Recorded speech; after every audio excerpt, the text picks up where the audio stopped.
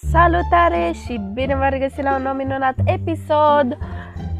Astăzi o să vă arăt cum o să-mi decorez casa. O să-mi cumpăr altă casă, o să strâng bani și o să cumpăr. Sau poate o să decorez pe asta. După cum puteți vedea, eu mi-am băgat Robux acum o săptămână. Dar acum nu mai am. Și da. O să vă arăt acum, pentru că în acest joc, da, într-adevăr, puteți să vă faceți un outfit. Aici mi-am numit eu ăsta cu J, S, H, S, Y, S, așa, l-am făcut eu, deci uitați. Dar, dacă dau aici și dau aici la Roblox Avatar, uitați că apăs, îmi apare a meu.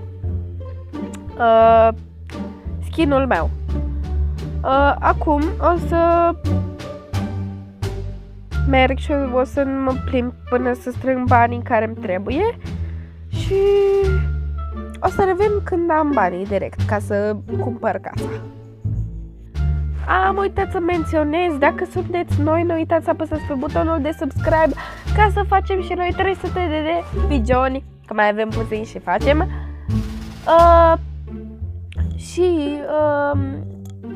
Să apăsați pe butonul de like dacă vă place, iar dacă aveți idei de clipuri, să mi le lăsați în comentarii. Eu o să dau inimioară la toate comentariile și o să vă răspund. Și na, visionare plăcută. Ok, am revenit cu casa și am luat-o, după cum puteți vedea, cam așa arată. Acum o să vă arăt și vouă casa, pentru că am văzut-o înainte, de aceea am vrut să o cumpăr. Aici este un living mare, care practic e un living extrem de mare. Aici nu știu exact ce să face, pentru că rămâne de văzut. Poate o cameră pentru animale. Nu știu sigur. La etaj sunt 4 camere. Aici va fi baia, presupun.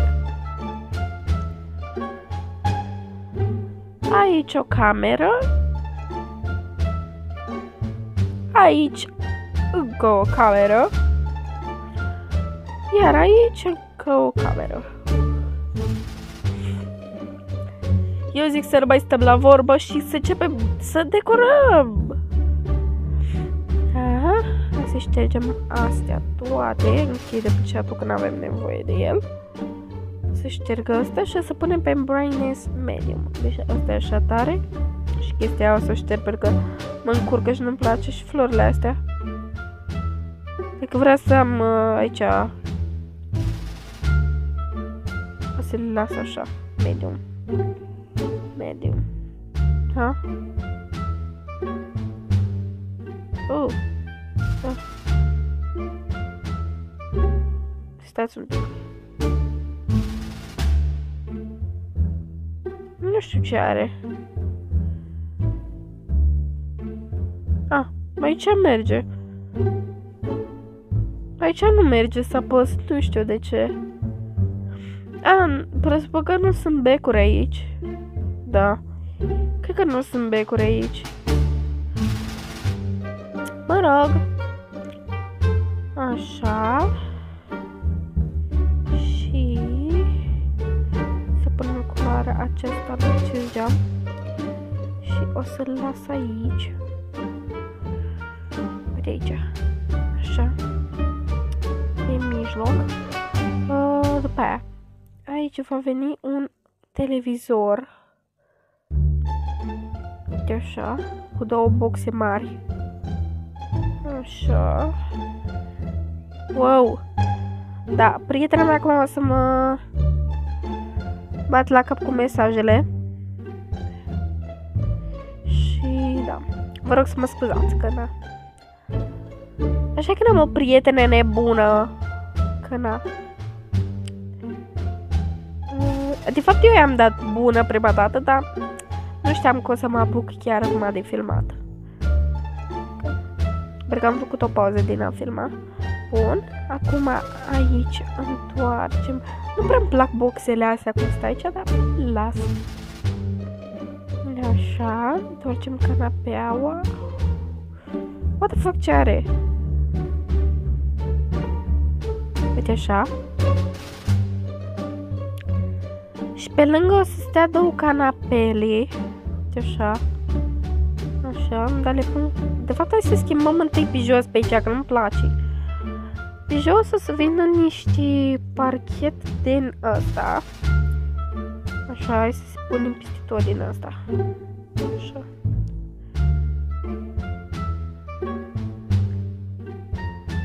Uite așa, peste tot. Dar ce are? De nu merge să apăs. Nu știu ce are. Am înțeles. Ok, am înțeles acum. Am înțeles care era problema. Nu merge de jos să reglez, merge doar de sus. Și e ok acum, bine că știu. Așa. Așa. Și aici. Oh, și aici. Și aici. Perfect. Haideți să ștergem și chestiile astea dacă tot suntem aici, că na.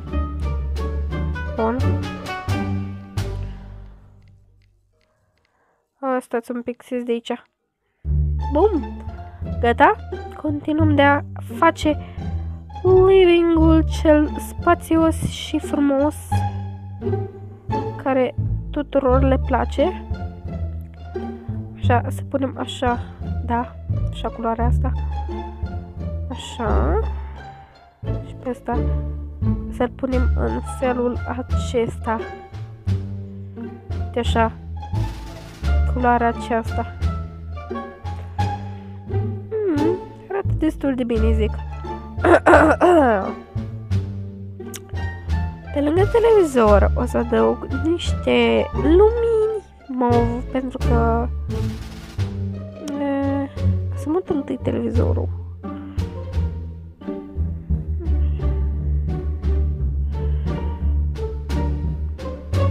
Așa. Să le pun mov. Să dau luminile alea. Uf. Așa. Și o să le dau mai jos. Perfect.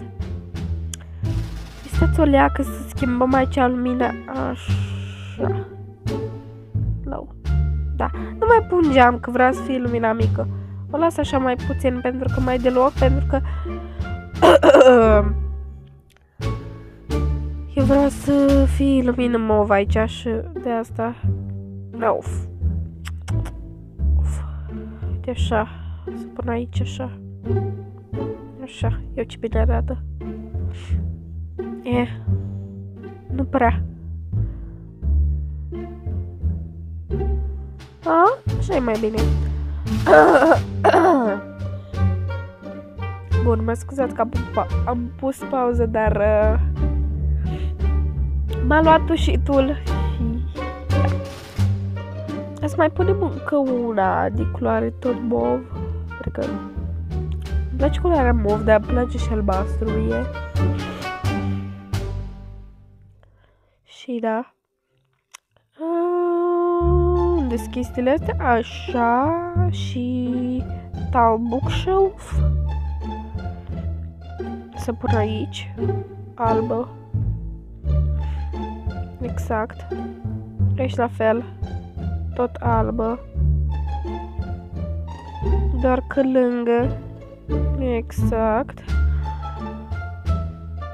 Deci, deja îmi place, pentru că prinde culoare. Și îmi place. Mi-mi place să-i totul modern în casă și de asta fac așa. Așa, deci eu zic că arată bine în locul ăsta. Haideți în spate să punem niște plante pe lângă. Aici în spate să pun așa niște plante. Uite așa.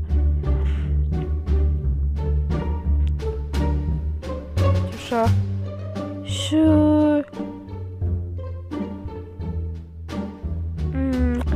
asta. Uite așa.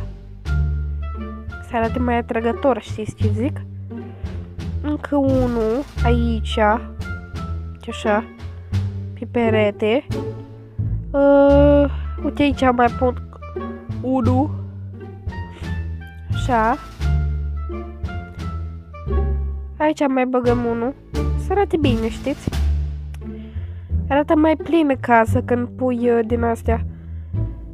Mai dau și încă un din asta. Aici. Uite așa, pe mijloc. Interesant. Aici mai bag un din asta. Ștergem chestia asta de deasupra. Și băgăm din asta aici. Uite așa. Uite bine arată. Deci parcă are mai multă viață, zic. Bun. Aici e living-ul, deci nu o să stăm la mult la edita living-ul, că nu prea am ce să fac la living, adică, man, e living. La ce te aștepți? E living.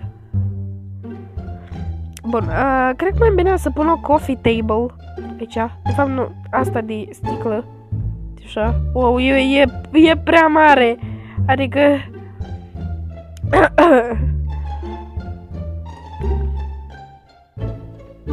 Bun, o să-l pun așa. Uite ce bine arată. Și am să deschid televizorul. Așa. Așa. Și să-l las așa. Dar parcă arată mai bine fără masă, știți ce zic? Oare spun asta? Ia. Uitați. Da, arată mai bine cu masa e așa mai mică, mai fancy. Da. Aici o să punem niște chestii din astea, de cărți. De așa. Din astea de cărți. Și să mai bagă încă o chestie aici așa din model, știți? De așa. Ce bine arată. Așa, aici e gata. Na, arată foarte bine. Ce? Mi-mi place. Bun. Acum, aici o să adăugăm o floare pe colț. Băgăm planta asta. Uite așa. Cu o plantă mai micuță. Și pe așa aici mai punem încă altă plantă. Tot de model. Uite așa. Băgăm una micuță, știți, e model. Frumos. Așa. Ce bine arată. Așa. Acum mai băgăm, uite aici, mai băgăm așa o plantă. Așa din model. Da. Perfect. Și că-s bun la de-astea. Așa. Bun. Pe aici să pun un covor. Uite așa. Uite așa. Bun. Să pun aici așa. Pe culoare albă. Da. Albă e bine. Așa. E foarte bine, zic eu. Hai ca să vedeți voi. Cam așa intri casă și aici living, frumos. Asculți, faci ce vrei tu. Este țuleacă. Să la... De fapt, mai bine lăs pe mov așa. Da, bun. Mă scuzați de vocea mea, dar nu știu ce am de dată. Nu prea am voce, nu știu de ce. Da. Aici. Acum, să facem... Camera asta, eu zic să fie un depozit. Să fie baia. Nu, cu baia e la etaj. Ia. Sper că întâmpinăm o problemă. Azi vedem dacă nu o întâmpinăm și sus. Sprea... Adică sus nu întâmpinăm, dar jos da. Sprea miciușile. Adică, nu știu ce să vă zic, dar e prea mare ușa. Deci nu e nicio surpriză aici, că practic o să pun niște lucruri care nu sunt nevoie. Cum ar veni? Să zicem, o să pun un cactus aici. Mai pun o plantă din asta, de fapt nu, tot așa, pun una mare. Divergi alb. Așa. Pun două plante așa la intrare.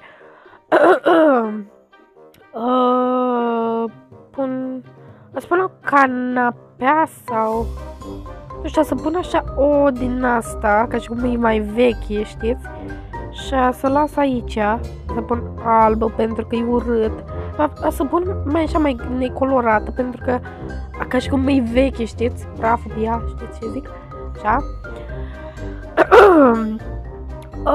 O să mai adaug un dulap pentru că aici stau lucruri care nu le folosesc și... Na, știți ce zic? Adică cred că toată lumea are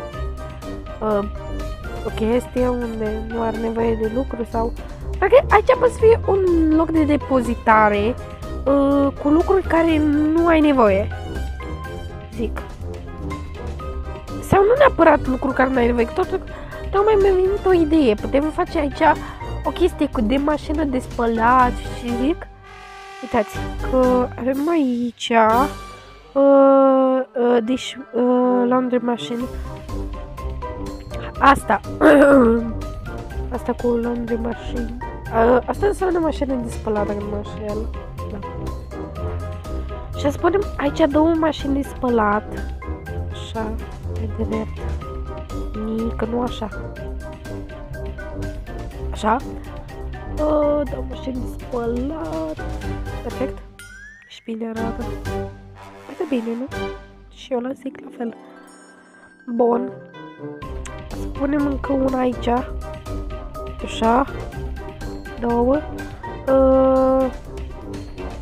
Ce să punem aici?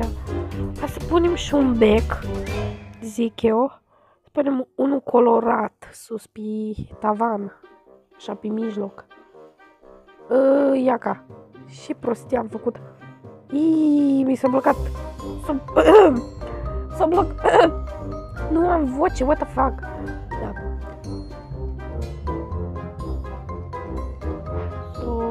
S-a blocat tavan.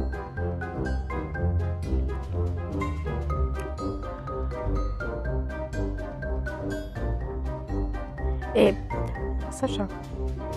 Da. Să mut asta așa mai scurt. Uite așa. Bun, am revenit. Acum sper că mă puteți auzi puțin mai bine. Da, cum ziceam, acum sper că mă puteți auzi mai bine. Și mai dăm canapeaua asta mai în spate, așa. Nu, de fapt să pun așa. Și lângă o să pun ce să pun lângă o să pun o chestie din asta, ca și cum e o chestie de peturi veche, știți?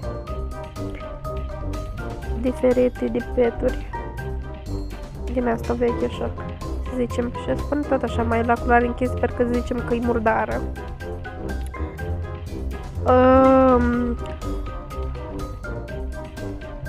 Da, eu zic că arată bine depozitarea asta. Nu știu de voi acum, dar eu zic că da. Eu zic că arată bine. Adică, mie una-mi place. Nu știu ce să mai pun pe aici. Poate că ăsta, știți? Dresser. What the fuck, e ce așa mic? Dresser. What the fuck, e așa mic? Ce așa mic? De ce așa mic? Dați-vă o leacă ce micuț-i. Mă, mititelule. Piticane e mică. Și aici să punem așa niște... Ce să zic? Așa, ca și cum ar fi niște... Știți, un fel de lucruri care are fiecare bunică în casă. Adică, ia, ești bine arată. Arată mai bine așa, nu? Așa zic și eu. Da, și acum că am luat ăsta, mai adăugăm o lumină mov și o punem în spate acolo. Ia ca așa. Și... na, cam atât aici, la depozitare. Revenim cu următoarea cameră făcută și o să vă prezint că după durează prea mult. Dacă stau, mai bine să mă gândesc, o să vă las să vedeți totul ceea ce fac și o să pun pe viteză.